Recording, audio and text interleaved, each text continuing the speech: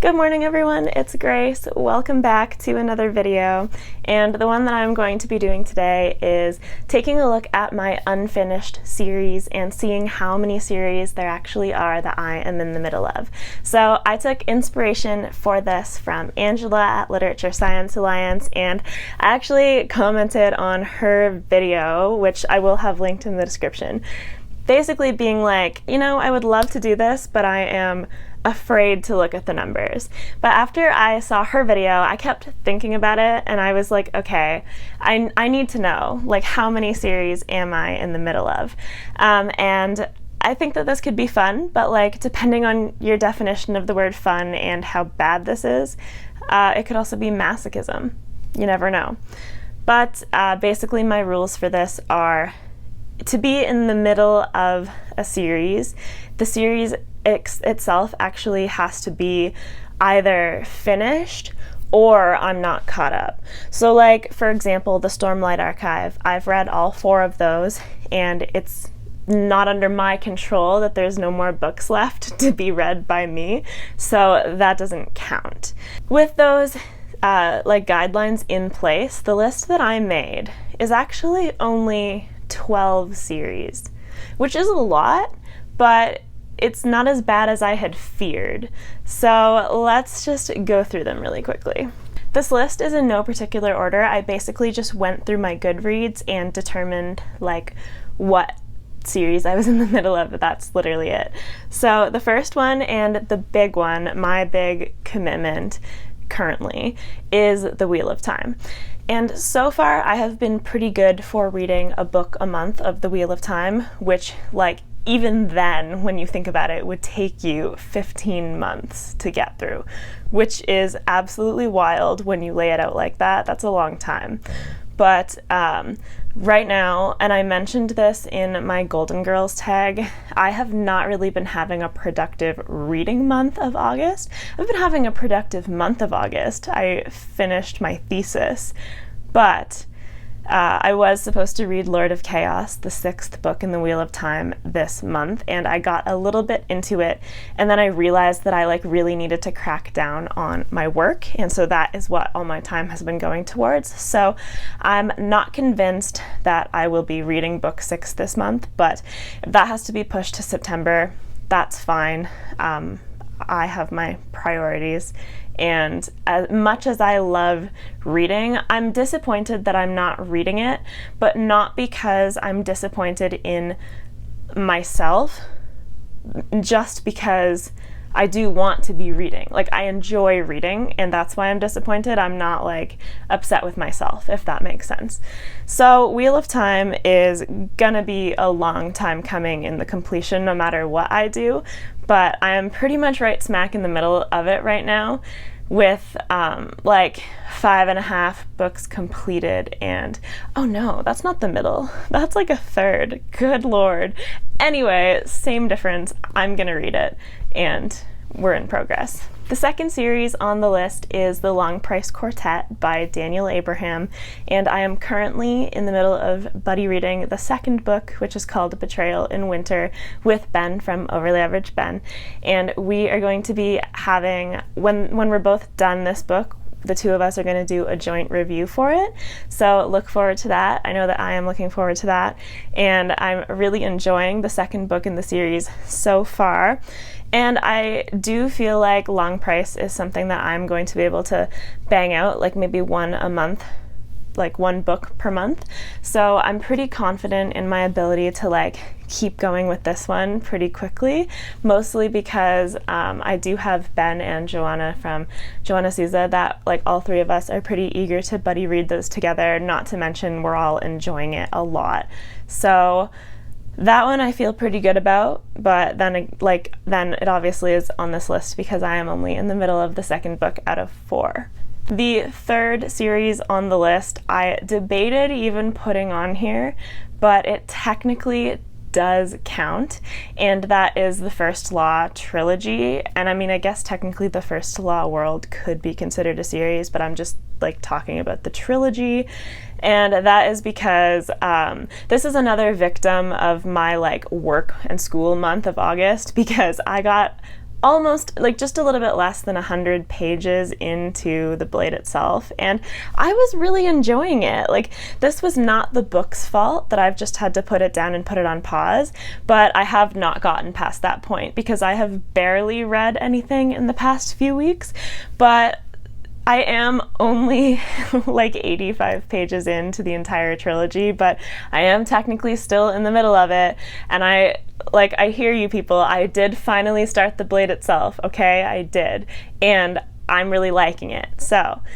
we're gonna continue, but that does now count as a series that I'm in the middle of because I have actually opened it and started it.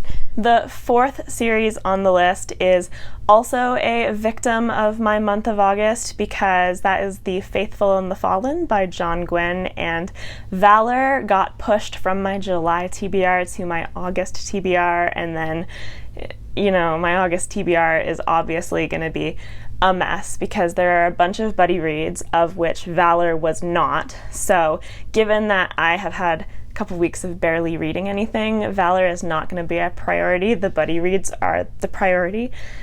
So that's just how it goes. I will read Valor eventually. Hopefully I will read it in September when I have a little bit more time, and I'm really looking forward to The Faithful and the Fallen. And again, Valor was in my 5-star predictions, so we're gonna be getting to it. It's a fact. The fifth entry on my list, I did debate putting on here because it is Discworld by Terry Pratchett. And the reason that I debated putting this on here is just because I am not 100% sure whether I'm ever going to finish Discworld. Obviously there are what are there, 42 books maybe? That's a lot. So what I might just say here and now is that there is the Death subseries and then there's the City Watch subseries, and those are two that I know 100% for sure that I want to continue with and complete. And then I feel like after that I can kind of reassess and see where I am, because that's just a lot of books. Not that I don't want to read them, but am I making the commitment right now for all of Discworld? Not exactly. But there are books that I've enjoyed so far that I do want to continue with, so I am in the middle of a couple of those sub-series. So Discworld is like Schrodinger's series. It's kind of on this list and not at the same time. Next up, number 6, we have Mistborn Era 2, which I have read The Alloy of Law, and I thought it was really fun. Obviously the tone is very different between Mistborn Era 1 and Mistborn Era 2, but I did still enjoy myself. It was a much more casual enjoyment. I could see myself becoming attached to the characters, but as of right now, it was a lot less of an attachment for me. So I think this is just more of a casual series for me, and I am looking for the other books in the UK edition that I have that Dom so kindly sent to me of The Alloy of Law. And so I'm not in necessarily a rush because I know that Mistborn Era 2 is still being written anyway, but I will eventually be getting to Shadows of Self and Beyond and more. And I am looking forward to it, but this is one that is slightly lower on my priority list just because there are so many more immediate things that I do want to get to. Number 7 is the Serpent and Dove series by Shelby Mahurin, and this was another buddy read for this month that I am not 100% sure whether I'm going to actually get to because it was going to be a reread for me anyway. So I think that the approach that a few of the people from the buddy read have taken, if this was going to be a reread for them, was to read a recap. There's a website, and I can't remember the name of it off the top of my head. It might just be book recaps, but they apparently provide really good summaries of books, and so I might just go read that so that I'm then equipped to continue on with the series when it's time, because I think that this group is going to continue reading together through the series, but I just don't know that I'm going to have time to reread Serpent and Dove this month. However, I did think that book was super fun, sort of like a like guilty pleasure candy type of thing. Not a guilty pleasure, like I'm not ashamed that I liked it at all, but it's just the type of thing that I don't tend to make a deeper connection to. It's just fun while I'm consuming it. And so I am looking forward to hoping that the second book, Blood and Honey, is going to be in the same vein. Number 8 on this list is the Farseer trilogy by Robin Hobb, which I have read Assassin's Apprentice. I read that for the Shelf Space Olympics readathon in June, and I really enjoyed it, but then it was also like a heavy book, and I think that it's good for me to put space between the installments in this series, even though I did really enjoy it.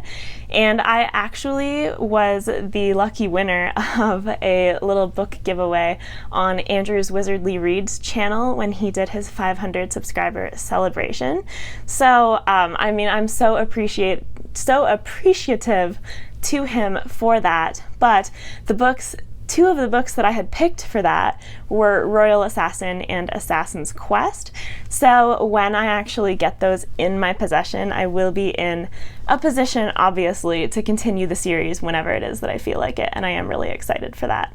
Number 9 on the list is the Percy Jackson and the Olympians series by Rick Riordan. I have been having a lot of fun. Obviously, Percy Jackson is a middle grade series, and I never read it at the time, so I know that I'm not the target audience, but it's another one of those books where, like, it is just a bit of casual enjoyment for me, and like Farseer, but for very different reasons from Farseer. I think it's a good thing for me to put a lot of buffer period between books in the Percy Jackson series, because obviously for a different reason. For Percy Jackson, it's because I can see how they're a little formulaic, but if I leave myself enough buffer room and I'm not reading them back to back, it's not going to bother me in the same way. It's going to feel a little bit more fresh because I haven't just come off of the previous book and I'm thinking like, oh, the same formula is happening again. So as long as I just read one of them occasionally, then I'm able to still have my enjoyment, and that is still the plan. I read the last one in June, so I will probably wait a few more months, and maybe in like November or something, I will pick up the next one. The 10th installment on this list is the Gentleman Bastards series, because I'm a little bit scared that I'm going to read the third book and not know when I'm getting the fourth one. So like, they're some of my favorite books. Like the first 2 books in that series, I have loved both of them so much. Like some of my favorites, like I just said, but I haven't read the third one just because like I've been putting it off and putting it off and putting it off, because it's easier almost in a way to like know that I still have the third book waiting for me, as opposed to if I read the third book, then like that's it, that's all that's published right now. And I don't like that thought because I want more of them. But I will, like, I'm sure at some point soon read that book, because it's like the battle between the two sides of my brain. Like the book calls to me because I love the series, but at the same time there is that factor that I just explained. So yeah, The Gentleman Bastards is a series that I am not caught up on, that I'm still in the middle of.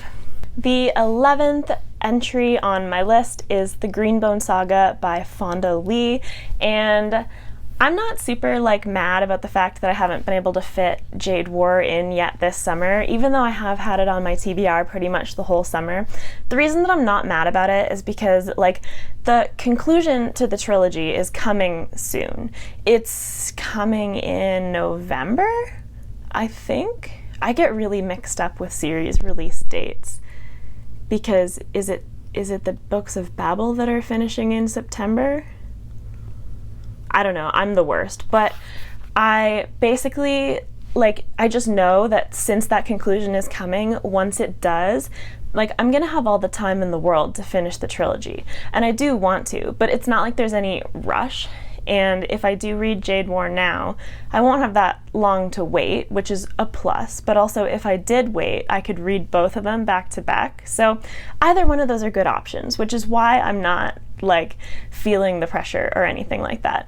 But it it is, by all account, like by all that I've heard, a really good book. So I'm gonna be reading it at some point soon regardless. And then number 12, the final series that I have on this list, and probably the one that I have the most mixed feelings about, despite only having read one book, is The Expanse by James S. A. Corey, which is the author duo of Daniel Abraham, who writes the Long Price Quartet, and Ty Frank. So they come together to form James S. A. Corey. And I liked Leviathan Wakes. I gave it 3.5 stars, but there were things that I didn't like. Like, I've talked about this before, but I didn't connect to one of the main characters. But I have heard people say that, like, as the books progress, the perspectives like widen. I think we might get more characters and more locations, and that sounds like something that I would really like, because I like a multi-POV book, because if there are options, there is usually a character that I can attach myself to. You're not putting all your eggs in one basket, so to speak. And in Leviathan Wakes, like, yes, we had 2 perspectives, so my eggs were split between 2 baskets, but my eggs didn't like one of the baskets. So, like, the other basket was fine. Why am I continuing with this analogy? Anyway, I am looking forward to continuing it, because this is like probably my first really big entry into sci-fi, and I do want to get into sci-fi, and I want to have faith in it and give it like a fair chance. So, and there's also that, and the fact that like I think that the titles of these books are really fun and cool, and like they're references to biblical events, I want to say. I am not religious and I know nothing, but all of the names seem to have references to like ancient things, and I think that they're really cool. So that alone is enough to at least entice me. So I am going to continue The Expanse at some point. It's just, again, it's one of those ones that is a little lower on the priority list because of my mixed feelings for the first book. But all in all, I don't think this was a bad list. Like, 12 series, yeah, that's kind of a lot, but I am, just based on like where I am, my plans, I'm not overwhelmed by this number, and I know that I will get to them eventually. A bunch of them I am continuing right as we speak. So I'm kind of, I wouldn't say I'm proud of myself, but I'm definitely not disappointed in myself, which I will consider as a win. So that is it for this one. Tell me what you think of these series down in the comments below. If you want to read any of them, have finished them, or are caught up, or if you're also in the middle and you just want to chat, let me know. I would love to hear your thoughts. So like if you liked the video, subscribe if you want to see more content from me, and I hope that you're having a fantastic rest of your day. Bye!